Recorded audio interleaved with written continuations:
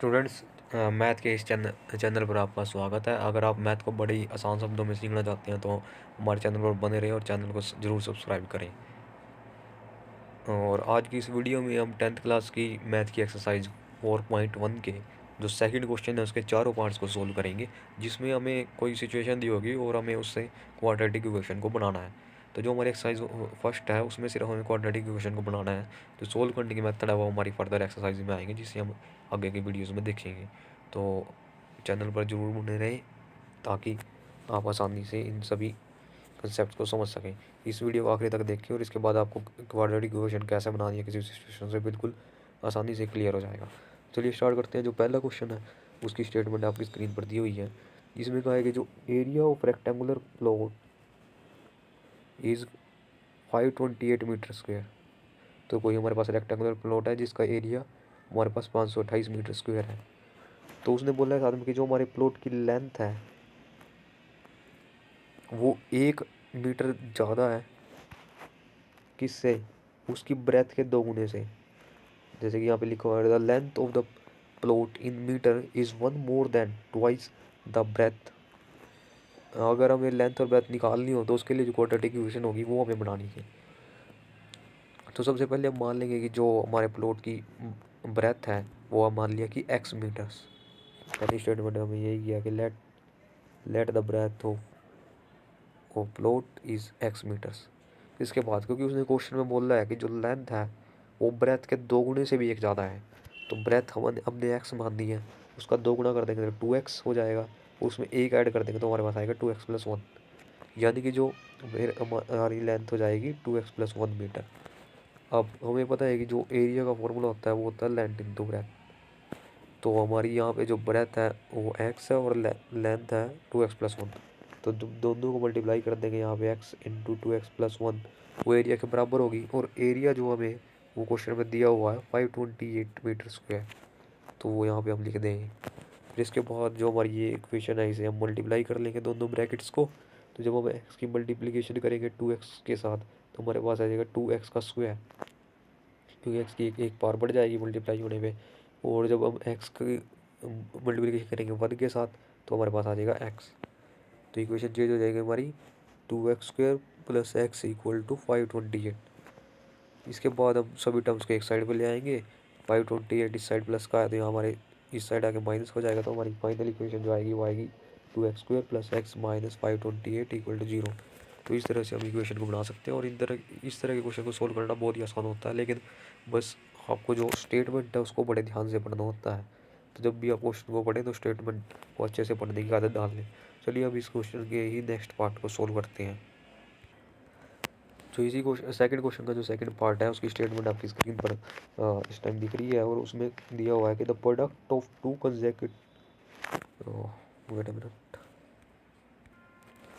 The product of two consecutive positive integers is 306, we need to find them. और हमें उन इसने कहा कि दो कंसेक्यूटिव पॉजिटिव इंटीजर हैं, उनकी प्रोडक्ट यानी कि मल्टीप्लाई करते हैं तो वो है 306। अब उन दोनों नंबर को निकालने के लिए इक्वेशन बनानी है। अब कंसेक्यूटिव, सबसे पहले तो कंसेक्यूटिव नंबर क्या होते हैं? कंसेक्यूटिव नंबर होते हैं जो लगातार आते हैं, जैसे कि 2 3 हो गए, 2 और 3 हो गए, या फिर 10 और 11 हो गए। तो हम इनको कंसेक्यूटिव नंबर कह सकते हैं, कोई भी नंबर जो लगातार आते हैं। तो हमने एज्यूम कर लिया, हमें पता नहीं है कि नंबर कौन से है, तो हमने एज्यूम कर लेंगे जो कंसेक्यूटिव नंबर है वो x और x+1, क्योंकि हम देख सकते हैं कंसेक्यूटिव नंबर में एक का डिफरेंस होता है। अगर पहला 2 है तो दूसरा 3 होगा, अगर पहला 10 है तो दूसरा 11 होगा। तो हमने मान लिया है कि जो है x और x+1 है। अब क्वेश्चन के हिसाब से क्वेश्चन में उसने कहा कि दोनों कंसेक्यूटिव नंबर है उनकी प्रोडक्ट है जो हमारी, यदि उनको मल्टीप्लाई करें तो वो 306 के बराबर होगी। तो जो अगर हम दोनों की प्रोडक्ट करें, फर्स्ट नंबर है हमारा x, दूसरा x+1, यहाँ पे देख सकते हैं हम, इन दोनों को मल्टीप्लाई कर दें तो हमारा आएगी 306 के बराबर। ठीक है, अगर अब फर्दर इस इक्वेशन में x को अंदर मल्टीप्लाई करें तो x इंटू एक्स हो जाएगा हमारा x²। और इसी तरह x की जब हम 1 के साथ करेंगे तो हमारे पास आएगा x, और इस साइड हमारे पास 306 एज इट इज़। फिर इसके बाद हम सारे टर्म्स को एक साइड पे रख लेंगे इक्वेशन में, जैसे कि हम करते हैं। तो x² + x को हमने यहाँ से एज इट इज़ उतारा, और फिर 306 इस साइड हमारा प्लस का है तो इस साइड आके लेफ्ट हैंड साइड में आएगा तो माइनस हो जाएगा, और हमारी इक्वेशन आ जाएगी final x² + x - 306 equal to 0। तो इस तरह से हमने इस क्वेश्चन का दूसरा पार्ट भी सोल्व किया। अब देखिए कि मेथड लगभग सेम ही है, तो बस हमें क्वेश्चन की स्टेटमेंट को समझना था कि कंसेक्यूटिव नंबर क्या होता है, और उनके उसी हिसाब से हमने एज्यूम करके उन्हें मल्टीप्लाई करके जो वैल्यू दी हुई है उसके बराबर रखा और फाइनल इक्वेशन तैयार की। चलिए ऐसे ही हम आगे के क्वेश्चंस में भी करेंगे। इस क्वेश्चन का जो लास्ट पार्ट है वो थोड़ा सा ज़्यादा ध्यान रखने वाला है, उसमें कैलकुलेशन अच्छी है, बाकी पार्ट्स बहुत ईजी है। चलिए अगले पार्ट में चलते हैं। जो थर्ड पार्ट है हमारा सेकंड क्वेश्चन का, यूज़ में दिया होगा कि Rohan's mother is 26 years older than him. जो रोहन की माँ है रोहन से 26 साल बड़ी है, ठीक है। और उसने कहा कि product of their age is 3 years from now will be 360। मतलब कि 3 साल बाद उन दोनों की जो एज होगी, अगर हम उन्हें मल्टीप्लाई करेंगे, उनकी प्रोडक्ट लेंगे तो वो 360 आएगा। ये हमें क्वेश्चन में दिया हुआ है। हम हमें उनकी एज निकालनी है, उसके लिए हमें जो क्वाड्रेटिक इक्वेशन होगी वो बनानी है, ठीक है। तो सबसे पहले जैसा कि हम करते ही हैं, क्वेश्चन हमें समझ में आ गया कि रोहन की माँ उससे 26 साल बड़ी है और 3 साल बाद जो उनकी एज का प्रोडक्ट होगा वो 360 होगा। तो सबसे पहले हम रोहन की एज को मान लेंगे X. Let Rohan's present age is X years. इसी तरह क्योंकि क्वेश्चन में कहा है कि रोहन की माँ से 26 साल बड़ी है, तो रोहन मदर एज क्या हो जाएगी एक्स प्लस 26। और क्योंकि हमें मल्टीप्लाई 3 साल बाद करना है, तो 3 साल बाद की जब बात करेंगे हम, तो रोहन की एज कितनी हो जाएगी, अभी एक्स है तो हो जाएगी एक्स प्लस 3। जैसे कि अगर हम कहेंगे अगर अभी 7 है तो 3 साल बाद हो जाएगी 10। तो इसी तरह हमें पता नहीं है कितनी है, यहाँ पे हमारे पास वेरिएबल है एक्स, तो 3 साल बाद जो उसकी एज हो जाएगी एक्स प्लस 3। इसी तरह जो मदर की एज है अभी एक्स प्लस 26 है, तो 3 साल बाद क्या हो जाएगा, हम उसमें 3 और ऐड कर देंगे, हो जाएगी x plus 26 plus 3 x plus 29। तो यहाँ तक आपको समझ में आ गया होगा कि ये 3 साल बाद की एज है और ये प्रेजेंट एज हमने एज्यूम की है। अब हम क्वेश्चन के हिसाब से चलेंगे, जैसा कि उसने बोला है कि इन दोनों की प्रोडक्ट जो होगी, मतलब 3 साल बाद वाली एज की एक्स प्लस 3 की और एक्स प्लस 29 की, वो 360 के बराबर होगी, तो उसे कंप्यूट करेंगे।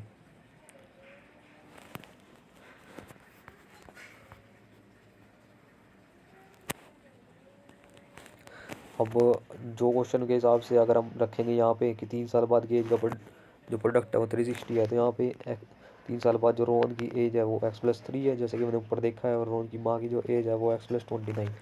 अब दोनों की प्रोडक्ट को हमने रखा 360 के बराबर। फिर इस साइड देखेंगे तो हम दो ब्रैकेट्स हैं, हम इन्हें सोल्व करेंगे, मल्टीप्लाई करेंगे। मल्टीप्लाई करने का क्या तरीका रहता है कि पहले एक वेरिएबल इस ब्रैकेट से उठाओ, उसको दोनों के साथ इधर मल्टीप्लाई करो, फिर दूसरे वेरिएबल को। और यहाँ पे साइन का ध्यान रखना बहुत ज़रूरी रहता है, खासकर तब जब यहाँ पे माइनस वगैरह के टर्म्स हो, लेकिन यहाँ पे हमारे पास प्लस है तो हम करते हैं। तो जब हम एक्स की मल्टीप्लिकेशन करेंगे तो एक्स के साथ तो आएगा एक्स स्क्वायर, और जब एक्स की करेंगे 29 के साथ तो हमारे पास आएगा 29x। फिर हम 3 की करेंगे, फिर 3 की करेंगे जब एक्स के साथ तो हमारे पास आएगा 3x। 3 की करेंगे 29 के साथ तो हमारे पास आएगा 87। तो हमारी इक्वेशन चेंज होगी X square plus 29x plus 3x plus 87 equal to 360। इसके बाद अगर हम देखें तो 29x और 3x मिलकर हमारे 32x हो जाएंगे। हमारी इक्वेशन होगी X square plus 32x plus 87 equal to 360। इसके बाद हम साइड टर्म्स को एक साइड पे ले आएंगे, तो हमने लेफ्ट हैंड वाइट टर्म्स को ऐसे चीज़ लिखा है x square plus 32x plus 87 और 360 इस साइड हमारा प्लस का था, तो यहाँ पे आके माइनस हो जाएगा। तो हमारी इक्वेशन ये आ गई। और इसके बाद हम देखें तो X square plus 32x as it is लिख लिया हमने, और फिर ये दोनों नंबर्स हैं तो इन्हें 87 प्लस के 87 और माइनस का 360 है, तो हमारे पास माइनस के 273 बचेगी। और फाइनल इक्वेशन जो हमारे पास आएगी दोनों की एजेस के बीच में रिलेशन जो एजेस को रिप्रेजेंट करेगी क्वाड्रेटिक इक्वेशन, वो होगी X square plus 32x minus 273 equal to 0। तो इस तरह से हम इस थर्ड पार्ट को भी सोल्व कर सकते हैं। अब इसका लास्ट पार्ट रहता है, और उस पार्ट में बड़े ध्यान से देखिएगा, उसमें कुछ कैलकुलेशंस रहती हैं और उसे आप करके देखेंगे तो आपको काफ़ी अच्छा लगेगा। चलिए नेक्स्ट पार्ट पे चलते हैं। सबसे पहले तो हमें क्वेश्चन को समझना है, और क्वेश्चन आपकी स्क्रीन पर दिख रहा है। इस लास्ट पार्ट में जो सेकंड क्वेश्चन में कहा गया कि अ train travels a distance of 480 kilometre at a uniform speed. मतलब कि एक ट्रेन ट्रैवल करती है 480 किलोमीटर का डिस्टेंस किसी भी एक पार्टिकुलर स्पीड, यूनिफॉर्म मतलब कि जो फिक्स स्पीड है उससे ट्रैवल कर रही है।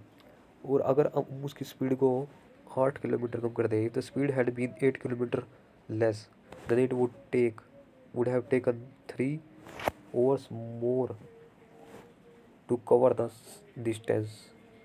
We need to find the speed of train. तो मतलब जैसे जो पहले जिस स्पीड से ट्रैवल कर रही थी, अगर वो उससे 8 किलोमीटर कम स्पीड से ट्रैवल कर रही होती तो उसे 3 घंटे ज़्यादा लगते। तो हमें उसकी स्पीड निकालनी है, मतलब यहाँ पे हम उसके लिए एक इक्वेशन फॉर्मुलेट करनी है। तो सबसे पहले अब मान लेंगे कि जो शुरुआत में स्पीड थी, मान लिया वो है x km/h, that the speed is x km/h। तो हमें पता है कि जो हमारा टाइम होता है वो होता है डिस्टेंस अपॉन स्पीड। जैसे कि अगर हम कहें कि कोई 20 किलोमीटर ट्रैवल कर रहा है 10 km/h की स्पीड से, तो जो अगर हमें टाइम निकालना हो तो हम टोटल डिस्टेंस को डिवाइड कर देते हैं उसकी स्पीड से। हमारे पास जैसे 20 और 10 के केस में 2 आ जाता है। तो यही पे ऐसे ही हमें डिस्टेंस जो दिया हुआ है वो 480 दिया हुआ है, तो हम टाइम निकाल लें अगर कि पहले कितना टाइम लगा, तो हम उस 480 डिस्टेंस को स्पीड से डिवाइड कर देंगे। और स्पीड हमने एज्यूम किया अभी अभी की होगी एक्स। तो जो हमारा टाइम जो फर्स्ट केस में जब वो अपनी यूनिफॉर्म स्पीड से आ रही होगी तो वो लगेगा 480/x, क्योंकि टाइम होता है डिस्टेंस अपॉन स्पीड। और दूसरा केस जब स्पीड उसकी हमने 8 किलोमीटर कम कर दी, यानी कि पहले तो x थी, तब हो गया हमारी स्पीड x-8 km/h। तो तब कितना टाइम लगेगा ये देखते हैं। अब हम टाइम क्यों निकाल रहे हैं, क्योंकि टाइम इसलिए निकाल रहे हैं क्योंकि हमें क्वेश्चन में जो डिफरेंस दिया हुआ है वो टाइम का दिया हुआ है, तो उसी के हिसाब से हम आगे क्वेश्चन बनाएंगे। तो जब हमारी स्पीड 8 किलोमीटर कम होगी, यानी कि x-8 kph होगी, तो डिस्टेंस अभी भी उतना ही है 480, तो टाइम कितना लगेगा, हो जाएगा 480 बाय स्पीड इस बार कम होगी x-8, तो 480/x-8। तो ये हमारा दूसरे केस में टाइम लगेगा। अब क्वेश्चन में बोला हुआ है हमें कि जब हमारी स्पीड 8 किलोमीटर कम हो जाती है, ये वाला केस, तो हमें लगती है 3 घंटे ज़्यादा। तो यानी कि ये वाला जो हमारा टाइम होगा जो हमने सेकंड केस में लगा निकाला है वो इस टाइम से ज़्यादा है, 3 घंटे ज़्यादा। तो अगर ये दूसरे केस वाले टाइम में से पहले वाला टाइम घटाएं तो 3 आएगा, क्योंकि ये वाला टाइम जो है 3 घंटे ज़्यादा है। क्वेश्चन में उसने मेंशन किया है कि अगर स्पीड को कम कर दें तो जो टाइम है वो 3 घंटे ज़्यादा लगेगा। तो जो कम करने पे जो टाइम लग रहा है वो ये है, और जो नॉर्मल में टाइम लग रहा है ये है। तो जो इसमें से इस वाले टर्म में से अगर ये घटाएंगे तो हमारे पास 3 आएगा। इसी का यूज़ करके हम आगे इक्वेशन करेंगे। तो चलिए देखते हैं नीचे।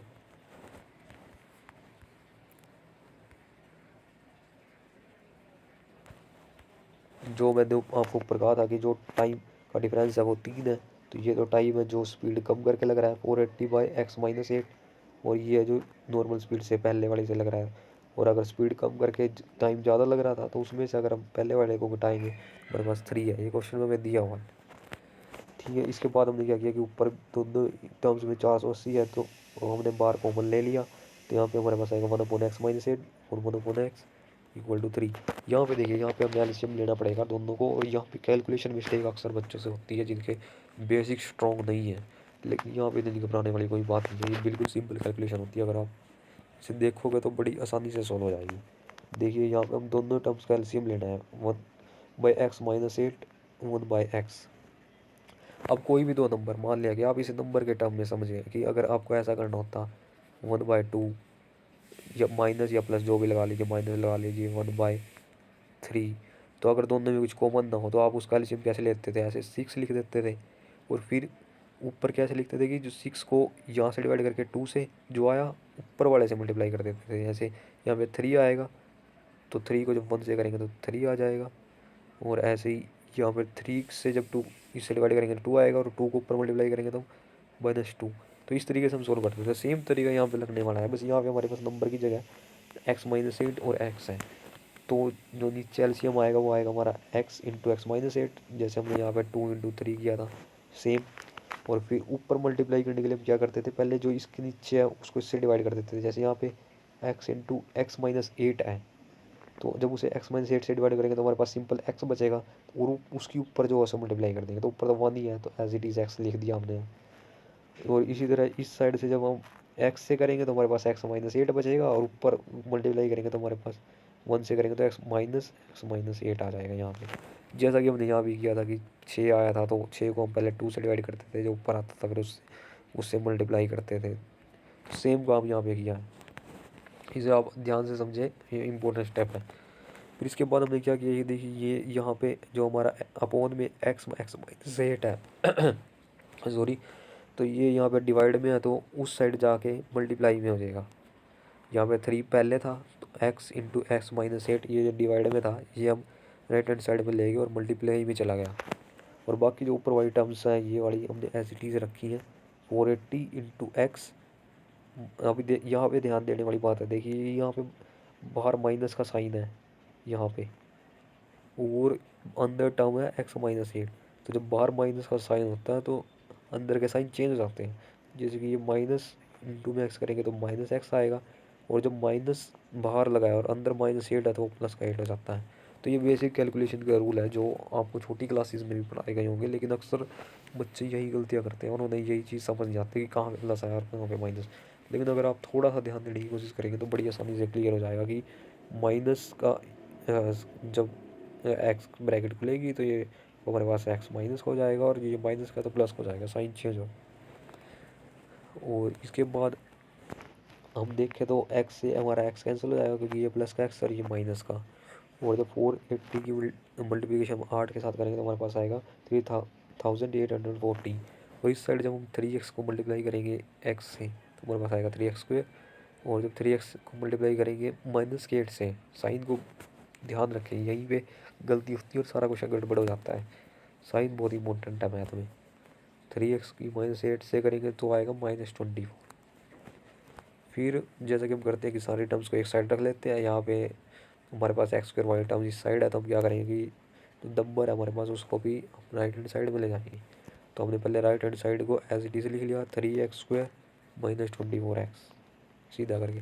फिर उसके बाद जो इसकी साइड हम चेंज कर रहे हैं 3, ये भी स्टेप है जहाँ पे कई बार बच्चों को कन्फ्यूजन होती है, लेकिन कोई इसमें ज़्यादा सोचने वाली बात नहीं है। एक साइड को एज इट इज लिख लेते हैं और जिसकी पोजीशन हम चेंज कर रहे होते हैं उसका साइन बदल देते हैं। जैसे हम इस साइड को एज इट इज़ रख रहे हैं, इसकी चेंज कर रहे हैं, यहाँ पे हम राइट हैंड साइड पे लेके जाएंगे इसको तो इस वाले टर्म का साइन चेंज हो जाएगा। यहाँ पे प्लस का 3840 है तो यहाँ पे माइनस का हो जाए। तो ये साइन बहुत इंपॉर्टेंट रोल प्ले करता है इस तरह के क्वेश्चन में, ध्यान रखें। फिर अब अगर हम देखें तो इस पूरी टर्म्स में से हम 3 कॉमन ले सकते हैं, सारे 3 के मल्टीप्लाई। अगर यहाँ से 3 कॉमन लेंगे तो हमारे पास पहले टर्म से बचेगा एक्स स्क्वेयर, और यहाँ से लेंगे तो 8 बचेगा क्योंकि 8 को अगर 3 से मल्टीप्लाई करते हैं तो 24 आता है। इसी तरह जब इसमें से 3 कॉमन लेंगे तो हमारे पास आएगा 1280। तो ये हमारी क्वेश्चन चेंज होगी 3 into X square -8x -1280 equal to 0।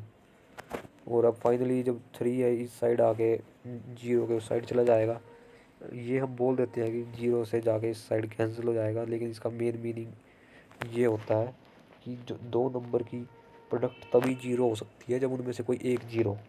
तो 3 तो 0 हो ही नहीं सकता, तो इसका मतलब ये आइटम 0 है, इसलिए हम ऐसे लिख देते हैं। लेकिन छोटी क्लासेस में समझाने के लिए हम डायरेक्ट बोल देते हैं कि 0 इस साइड आके 0/3 हो जाएगा और 0। लेकिन मीनिंग इस बात का यही होता है कि दो नंबर की प्रोडक्ट अगर 0 है तो उनमें से एक तो 0 होगा ही होगा। 3 0 हो नहीं सकता, तो यानी कि ये पूरी ब्रैकेट 0 होगी। तो फाइनल इक्वेशन जो आएगी वो हमारे पास आ जाएगी x square -8x -1280 equal to 0। और अगर आपको ये 0 वाली बात ज़्यादा समझ ना आई हो तो आप सिर्फ इतना ध्यान रखें कि 3 उस साइड जाके 0 अपॉन में होगा तो 0 ही बन जाएगा। और अगर आपको ये वीडियो यूज़फुल लगी हो तो चैनल को सब्सक्राइब करें, वीडियो को लाइक करें, और आगे की वीडियो के लिए भी चैनल पर बने रहें। मैंने काफ़ी सिंपल तरीके से आपको समझाने की कोशिश करी है। अगर आप इसे प्रैक्टिस करके देखेंगे तो आपको बड़ी जल्दी चीज़ें क्लियर होने लगेगी। Thank you. चैनल को सब्सक्राइब जरूर करें।